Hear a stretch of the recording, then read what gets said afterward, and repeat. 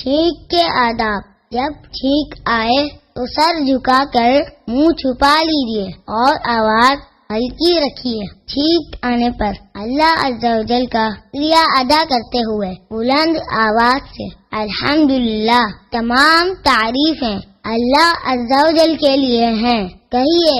سننے والا جواب میں یرحمک اللہ، یعنی اللہ عز و جل آپ پر رحم فرمائے کہیں۔ پھر چھینکنے والا یغفر اللہ لنا ولکم کہے، یعنی اللہ عز و جل ہماری اور آپ کی مغفرت فرمائے۔ سننے والے کو چاہیے کہ آمین کہہ لیں اگر کافر کو چھینک آئے۔